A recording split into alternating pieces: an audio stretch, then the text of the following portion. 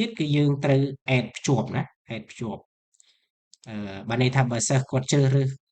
ថ្នាក់ M2 ឲ្យ Google Form ហ្នឹង load មកថ្នាក់មួយឈ្មោះថ្នាក់ M2 បាទអញ្ចឹងវិធីភ្ជាប់គឺកន្លែងនេះគឺលោកគ្រូត្រូវចុចកន្លែងត្រី3នេះបាទនេះត្រី3ចុចមកកន្លែងក្បែរកន្លែង require ហ្នឹងបាទចុច book មក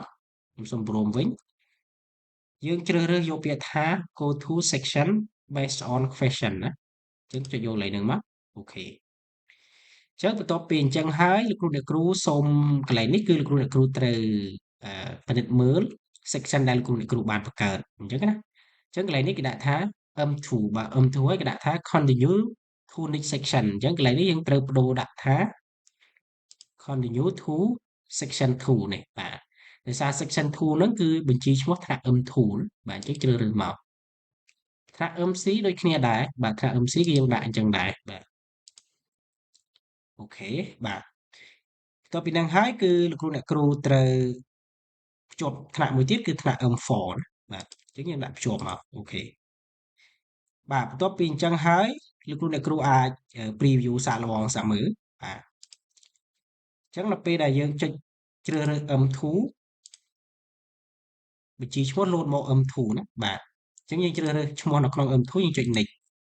អញ្ចឹងយើងឃើញថាឈ្មោះរបស់យើងនៅ load ចូលនៅក្នុង M3 ដដែលបាទយើងអត់ទៅ section ចុងក្រោយ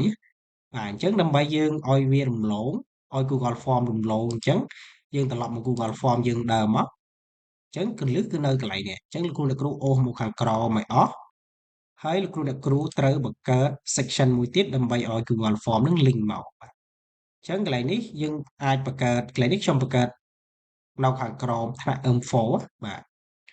អញ្ចឹងចុចមកអញ្ចឹងកន្លែងនេះយើងអាចដាក់ថាព័ត៌មានផ្ទាល់ខ្លួនបាទអូខេផ្ទាល់ខ្លួនអញ្ចឹងយើងអាចបង្កើត section ចូលអញ្ចឹងសិនទៅហើយយើងអាចចុច add question ណាអញ្ចឹងបន្ទាប់ពី add question ហើយលោកគ្រូត្រឡប់មកខាងលើវិញមកដើម្បីយើង link ឲ្យ section ពេលដែលយើងជ្រើសរើសឈ្មោះមកឲ្យ Google Form ហ្នឹង load មកកន្លែងផ្ទាល់ខ្លួនហ្នឹងអញ្ចឹងយើងត្រឡប់ទៅខាងលើវិញនេះបាទលោកគ្រូថ្នាក់លោកគ្រូកន្លែងថ្នាក់ M2 បាទនៅខាងក្រោម question នៃថ្នាក់ M2 ហ្នឹងយើងមានឃើញពាក្យថា continue to next section អញ្ចឹងកន្លែងនេះយើងអាចបដូរទៀតគឺយើងបដូរទៅកន្លែង go to section 5កន្លែងព័ត៌មានផ្ទាល់ខ្លួនបាទហើយដល់ពេលថ្នាក់ M3 ដូចគ្នាដែរលោកគ្រូថ្នាក់ M3 គឺយើងបដូរទៅsection 5ព័ត៌មានផ្ទាល់ខ្លួនណាបាទអញ្ចឹងអា section 5 section ហ្នឹងគឺអឺវាផ្លាស់ប្ដូរទៅតាមអ្វីដែលយើងបានបង្កើតណាបាទអញ្ចឹងយើងចុចថ្នាក់ M4 ដូចគ្នាដែរ go to section 5ណាបាទឥឡូវយើងអាចទៅ preview ម្ដងទៀតយើងចុចកន្លែងនេះមកដើម្បី preview បាទ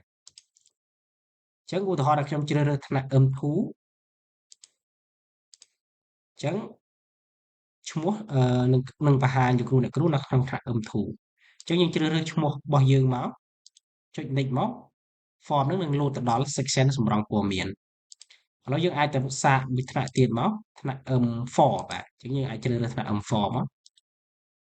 អញ្ចឹងនេះអញ្ចឹងបញ្ជីឈ្មោះ load មកថ្នាក់ M4 បាទបន្ទាប់ពីយើងជ្រើសរើសថ្នាក់ឈ្មោះនៅថ្នាក់ M4 ហើយបញ្ជីនេះនឹង load ដល់កន្លែងព័ត៌មានផ្ទាល់ខ្លួនអញ្ចឹងបានន័យថាយើងបានភ្ជាប់ section ហ្នឹងបានជោគជ័យហើយអញ្ចឹងណាបាទគ្រូបាទអញ្ចឹងជំហានបន្ទាប់ទៀតគឺលោកគ្រូអ្នកគ្រូត្រឡប់មក form របស់យើងវិញមកអញ្ចឹងវិធីត្រឡប់គឺយើងគ្រាន់តែចុចខ្វែងនៅកន្លែងនេះមកចុច leave បាទហើយកន្លែងនេះគឺយើងត្រូវបង្កើតសំណួរឬកម្រងសំណួរឬក៏ព័ត៌មានដែលយើងចង់បានមកកន្លែងនេះយើងដាក់ page បាទ page យើងអាចដាក់ឲ្យគាត់ជ្រើសរើសទៅបាទប្រុសឬស្រីចឹងមកបាទចុចបើក require អានឹងជាជម្រើសរបស់លោកគ្រូបាទអញ្ចឹងយើងចុច add question ទៀតមក